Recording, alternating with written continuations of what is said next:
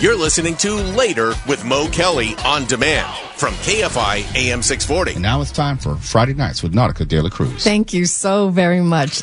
Mo, it is Friday the 13th. How about that? Hey. All right. Well, okay. So last week when I was here, I said, the holidays are here and I wanted you guys to get out there somewhere with your family and enjoy the things that Southern California has to offer. So I went to 123 Christmas Nights. Now, I've been to the 123 farm for the lavender farm before, but this is during the holidays. So 123 Christmas Nights is going to be here till December 23rd. It's out there in Cherry Valley, and it offers a festive and enchanting celebration of the holiday season located at the historic Highland Springs Ranch and Inn. And the event features over 1 million twinkling lights. Let me repeat that again. 1 million twinkling lights. Do you know what that light bill is like? Thank God we don't pay it. But it is transformed and the grounds is absolutely magical. It is a magical winter wonderland. Visitors can stroll through illuminated paths, marvel and creatively designed displays, and enjoy the peaceful ambiance of the farm's lavender fields and century-old olive trees. Now, this family-friendly event also includes a variety of activities to make the season extra special. You can shop in their unique holiday gifts, and please don't miss them. They have such great little boutiques there, and they also offer handmade crafts that are just seasonal. They have seasonal produce and a farm-inspired merchandise. They have festive foods. They have alcoholic drinks for those that are interested. They have this lavender hot cocoa, which sounds a little, but it is delicious. I will say that. And they also have freshly baked treats. Add the warm holiday spirit, providing something. So, you could have something with your family, something savory. Now, beyond the lights and shopping, the farm also offers hands-on experience and entertainment. Children can also visit the petting zoo, and families can take part in the really cool wagon ride through the scenic property. Now, whether you're looking to capture holiday memories, enjoy quality time with loved ones, or just immerse yourself in the season of just the holidays, 123 Christmas Lights provides a memorable and heartwarming experience. Now, I will say that tickets must be purchased in advance online. You cannot buy tickets at the door. And I don't want to forget one more thing, which was probably one of my favorites. You could rent a s'more pit, and you have to go online and rent that too. And do they provide the marshmallows? Oh, they provide everything in this snack pack, Mo, even the long sticks. And you're sitting there in the fire with maybe two or three other people, depending on who reserved. And you just sit there and you make s'mores until you are chocolate wasted. I'm not kidding you. It yummy. is so amazing. So I definitely would love for you to experience this and take the family. For more information, go to 123farm.com. That's 123farm.com. And something else to do. This is not something I went to, but I just want to kind of let you know. So Christmas Nights, 123 Christmas Nights, it'll be here till December 23rd. But on December 24th, they have the largest holiday celebration, which is the 65th annual LA County holiday celebration at the Dorothy Chandler Pavilion. And that's going to be on Christmas Eve on the 24th from 3 to 6 p.m. And that is absolutely free-ski. And if you can't make it... Can I interrupt you? I want you to say that again because there's something I want to tell about that. Oh, okay. Dorothy Chandler Pavilion, and it's the 65th annual LA County Holiday Celebration. It's from 3 to 6, and it's absolutely free. First come, first serve. Basically, first come, first seated.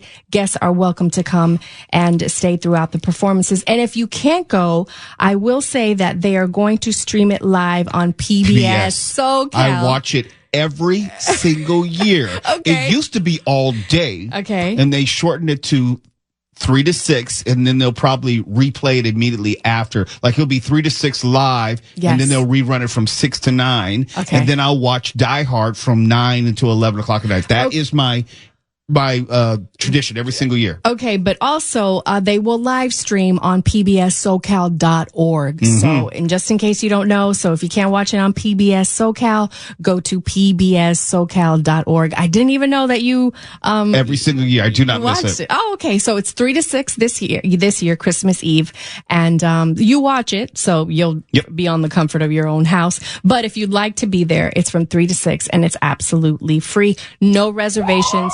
No tickets, no nothing. Just show up. Show up and have fun. Get into the holiday spirit. Like I said last week, it's not what do you have under the tree? It's who do you spend around the tree and on this holiday season. And a lot of us don't get a lot of free time, vacation days, personal days. So make the best out of it. And when we come back, we will have our hidden gem for the week. It's later with Mo Kelly. More of Friday Night with Nautica de la Cruz in just a moment. You're listening to Later with Mo Kelly on demand from KFI AM 640. Well, it's Later with Mo Kelly on KFI AM 640. KFI AM 640 live everywhere on the iHeartRadio app. It's Friday nights with Nautica de la Cruz on Later with Mo Kelly. It is time for the hidden gem of today. Her name is Michelle London. Michelle London's life in Orange County was a testament to love and partnership. Growing up in sunny San Diego, she never imagined the roller coaster of emotions that laid ahead. It was during her college years that she met Ron, a charming engineer student with a contagious laugh.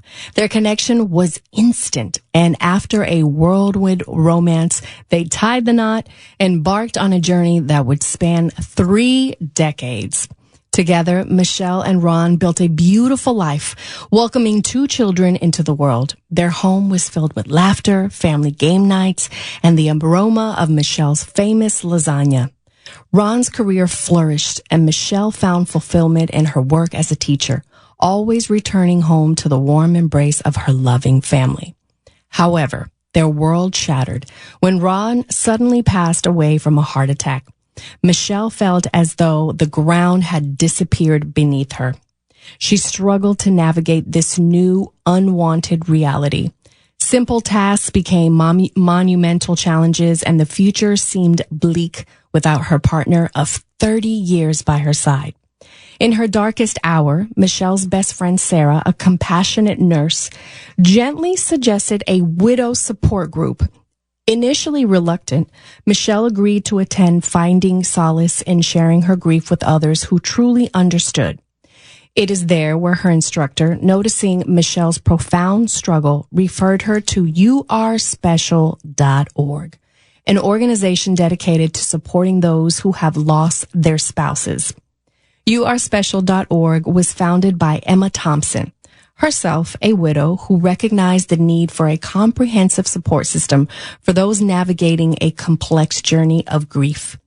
The organization offers a range of services from counseling and financial advice to social events that help widows and widowers rebuild their lives. Throughout its compassion approach and understanding community, youarespecial.org has become a beacon of home for countless individuals like Michelle herself, providing them with tools and support to rediscover purpose and joy in the life after loss. Also, it has helped Michelle to be an advocate and to help others that have been in the same situation. Finding a sense of community is so important.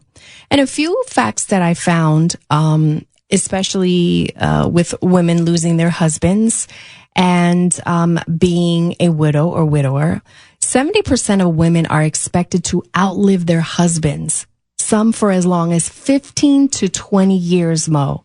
52% will rely on their spouse for long-term care. 40% leave retirement planning to their husbands. 80% lack financial savvy to make planning decisions. And 52% have never worked with a financial planner but would love to.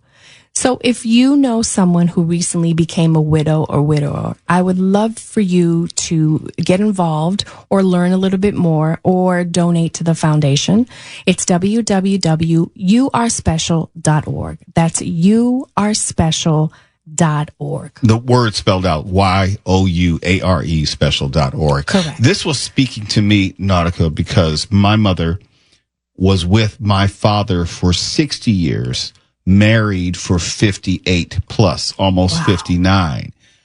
And when my father passed, there are two things, there are two tracks. There's the emotional grief track that my mother had to navigate. And then also she had to learn how to do most of the things that my father heretofore was doing. Now, my sister and I will do a lot of stuff, but my father, to his benefit, made sure that my mother was aware of all the investments, where all that information was. We had gone through and redone all the bank accounts where my sister and I were signatories on the account. But there were small things that my father took care of, like around the house. My mother doesn't pump any of her gas. She's never pumped gas before. Okay. And I always go to her house and get her car and fill it up. No, I don't charge her. And I fill up her car. That was just something that my father had always done. And so when I'm listening to you talking about youarespecial.org, I think about, you dealing with the grief, the loss, the absence, and then there's also the day-to-day life afterward that you still have to manage and tackle.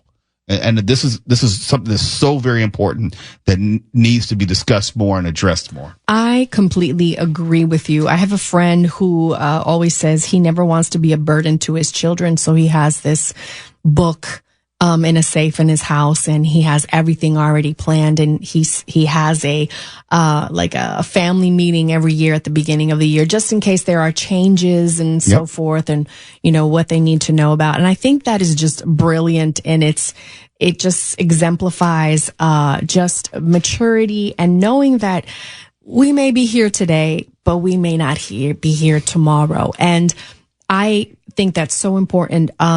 Whether you do a will or a trust, I think it's no matter what age you are at, you have to get a place in time where you have to have those difficult conversations. And they are uncomfortable. I am here to tell you they are uncomfortable, be it power of attorney. If this happens, then what? But you do not want to have to deal with it under the fog of grief and emotion. You're going to have to plan for this in advance. And it's better when nothing's going wrong as opposed to when everything has gone wrong. Yes. And I say that to my father all the time, because anytime I bring up that subject, he just gets very defensive and he gets very angry with me.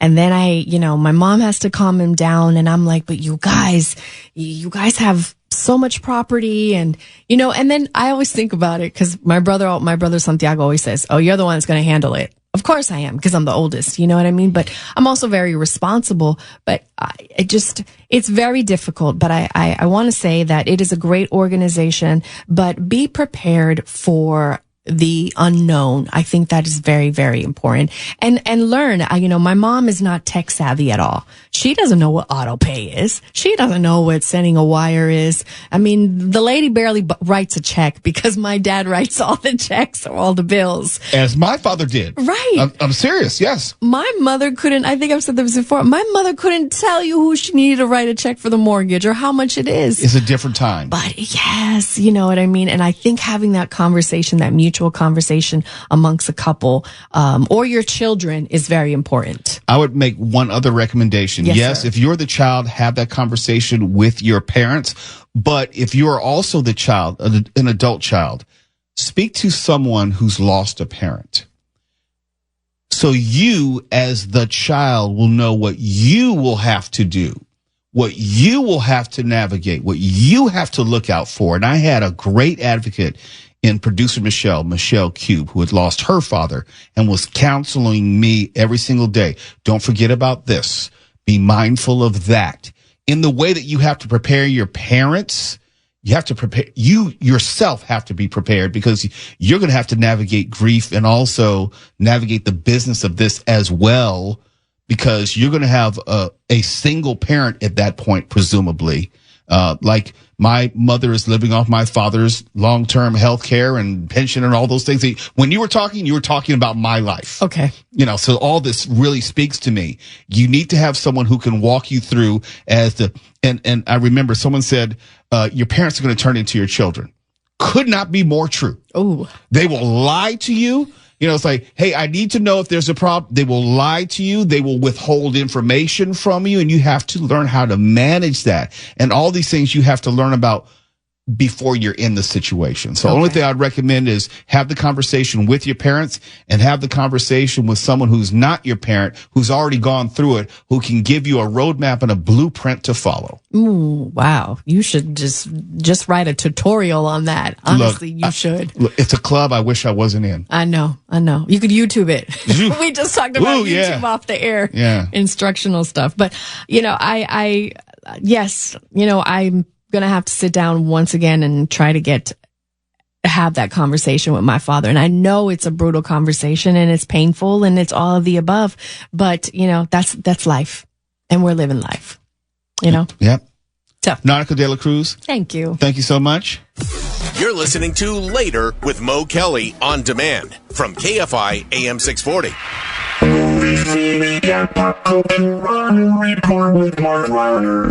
on Nature with Mo Kelly, Mark talks about movies and TV, pontificates about pop culture. Rahner Report with Mark Rahner. Mark Rahner right now.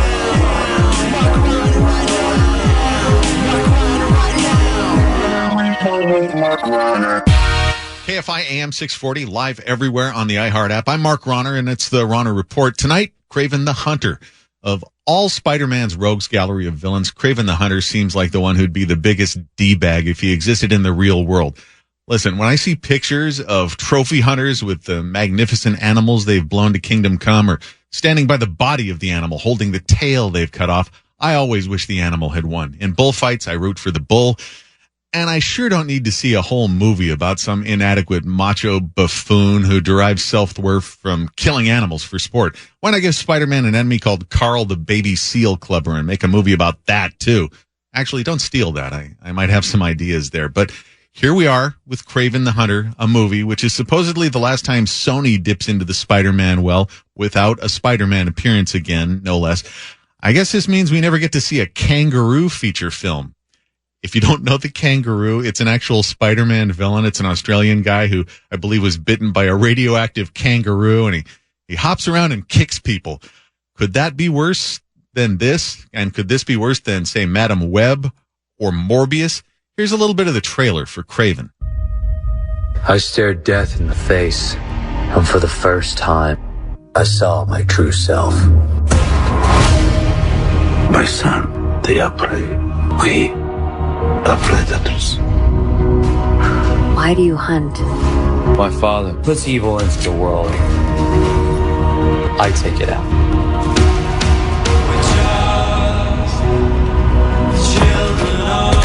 Here we have a montage of violence. Power is about strength. Tell me about this hunter. Once you're on his list, there's only one way off. Who's next? Who's next? You, if you bought a ticket to this thing. Here's your pull quote, publicists.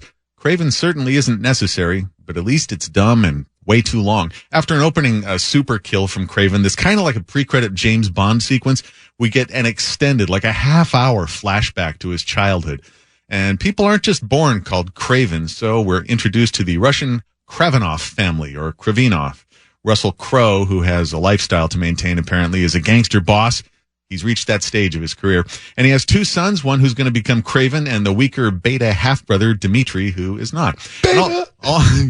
That wasn't the first word that came to mind, but we're on the radio.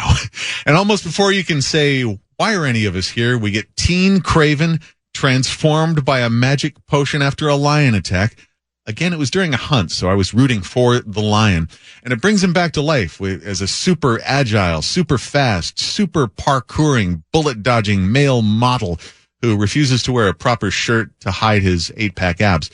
Now, Craven seems a little bit like a homicidal Dr. Doolittle to me, with some vague ability to do something or other with animals. He has the mystical ability to make water buffaloes not stampede him or something. He's also a bit like the old Ernest Hemingway code hero, a macho dude who will sleep with his friend's wife but never shoot a rhino from a moving Jeep, or it's been a while, sleep with a rhino in a moving Jeep while never shooting a friend's wife. Who can remember? There's a couple of hilariously bad villains in Craven the Hunter. One kills people by counting to 3 and then appearing somewhere they weren't looking. The other is the Rhino, which comic fans will remember. We were teased with a Paul Giamatti Rhino in a mech suit at the end of one of the previous Spider-Man movies. This isn't him. No connection. And it's an even less satisfying one, in fact. He's got to wear some liquid purse thing that looks like a reverse colostomy bag that keeps him from turning into the Rhino. Very cleverly so, until almost the end of the movie. It seemed to me like people, and I'm not sure critics or people, were lying in wait for Craven, though. It had a Rotten Tomatoes score in the mid-teens last time I looked. They're like cowardly pack animals who can tell if something's weak, so they gang up on it in a feeding frenzy. And I wanted to give Craven a sporting chance. There's no way anyone could call this a good movie or passable or a thing you should spend your time on when American life expectancy is declining, or intelligent in any way. But it's not the unspeakable Madam Web Code Brown you might be led to believe. And Tawala will weigh on this shortly. There's also something unintentionally hilarious about the constant CGI action, especially Craven's assorted animal-based gymnastics. And by the way, am I the only one who wants to watch some of that old Simon McCorkindale show, Manimal, now? Don't act like you don't know exactly what I'm talking about, Mo. I know which show you're talking about. It's Manimal, damn you, and I hope it's streaming someplace. Anyway, as much as CGI is advancing, it still doesn't look natural in Craven. Or maybe since this was the last one of those from Sony, they thought no one would notice if they went for the cheaper Lee Jeans version of CGI. It made me think of these recent Apes movies, watching what's intended to be more realistic chimp movement with the things scooting and clambering around. It made me laugh. Give me the guys standing upright with just the mask on any day. Craven's also weirdly violent, with Craven really killing lots of people extra impolitely, but it's not fun hyperviolence like Deadpool and Wolverine. It's more like jamming a couple things together that don't quite fit, like microwaved fish a la Mode. Also, if you held a gun to my head, I'm not sure I could tell you the plot of this movie. And that doesn't even have anything to do with dozing off a couple times. The dialogue's full of howlers. There's a scene where Craven's in an elevator with a guy and he mentions, "I am a hunter of people." I think I snorted out loud in the theater. If this really is the final one for Sony, nothing but euthanasia references come to mind. I mean, we just got a really silly origin movie setting up a character and other characters and villains that we're never going to see again, well, until it's streaming somewhere in about a month. There's your Rahner report, Mo. Now, this guy, Aaron Taylor Johnson, is rumored also to be in contention for James Bond. Man, I don't see that after this movie, but nothing matters. When we come back, we'll get another Craven review from Tawala Sharp. We'll see if he agrees or disagrees with you and your review. I have a question because it sounds like, and don't let me know, Tawala or Mark, but hopefully you'll be able to answer the question in the next segment. Is it that Aaron Taylor Johnson just can't do accents? Because every time I see him, he's trying to do an accent, he usually falls short. And I can think of 3 different movies in which he's tried. I love it when people try to do Russian or Eastern European accents. That's like the go-to thing now. It just amuses me no end. And you heard Russell Crowe's in the clip that I played. Yes. It's hilarious. Well, we're going to get more hilarity in just a moment. You're listening to Later with Mo Kelly on demand from KFI AM 640. KFI Later with Mo Kelly. We're not done with Craven. As it turns out, Mark Rahner, when he did his Rahner report, he gave his review of the new Sony movie Craven, which is now in theaters. And Tawala Sharp decided to see the movie last night after work. For some reason, he likes these really late-ass movies. I don't get it. But now Tawala Sharp, his review of the movie. I like late movies because they lack crowds, and that is a bonus.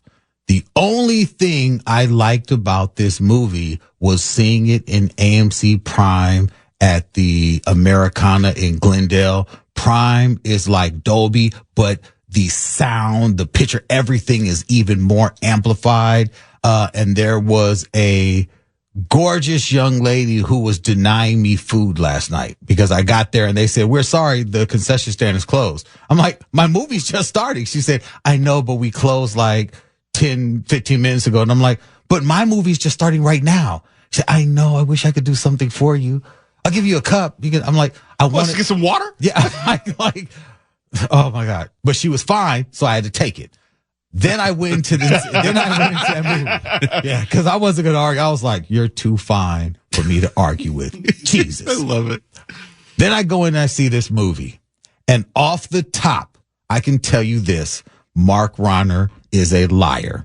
This movie is not only a code brown, it is a code diarrhea. I mean, my God, man. I don't know when I have seen a worse film, not just superhero film, just films, period. This film is in a race to the bottom with Madam Web. It actually is. This guy has not only the inability to carry an accent, he has the inability to sound tough because he kept switching to this Russian accent, which I swear was overdubbed. There's no way the Russian accent, which was "Da, I kill you now," to his regular I'm Craven accent.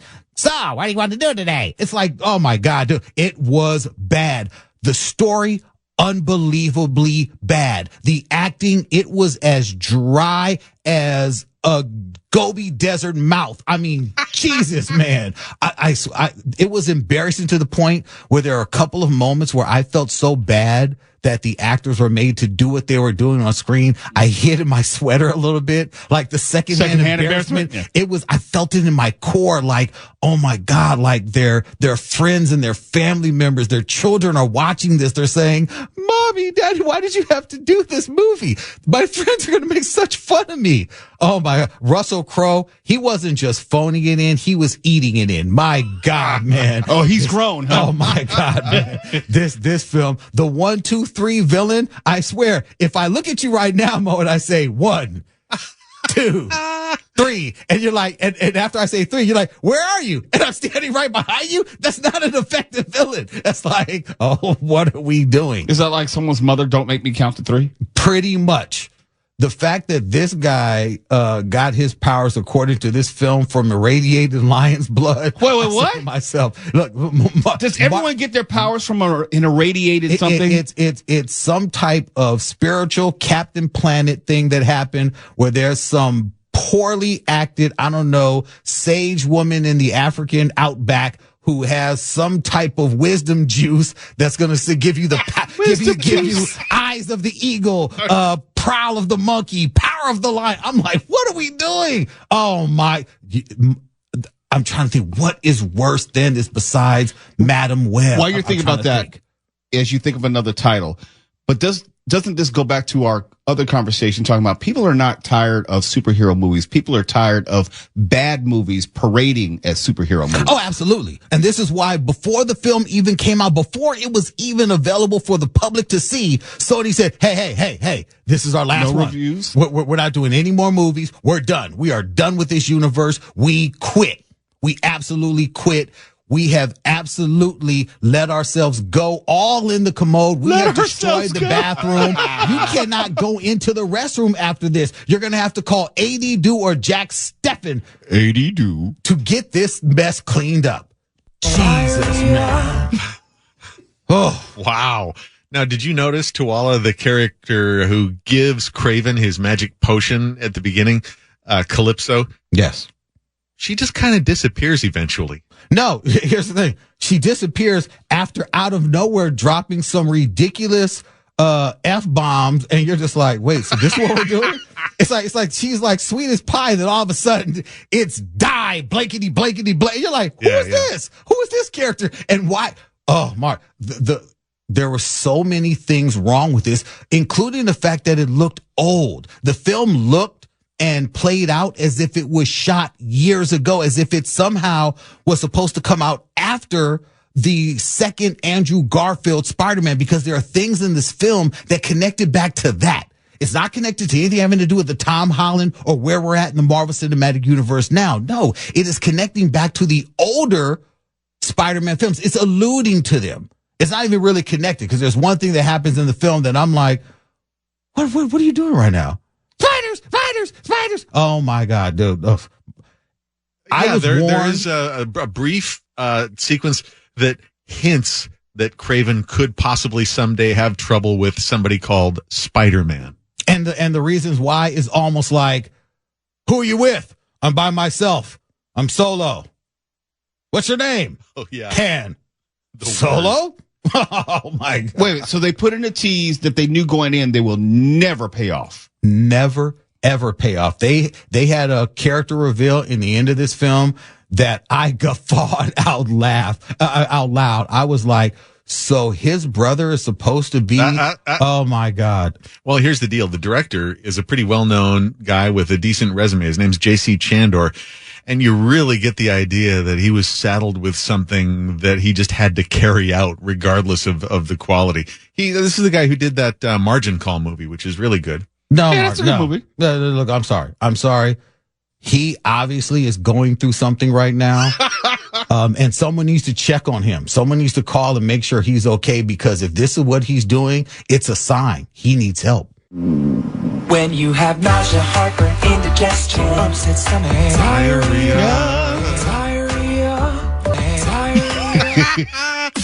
You're listening to Later with Mo Kelly on demand from KFI AM 640.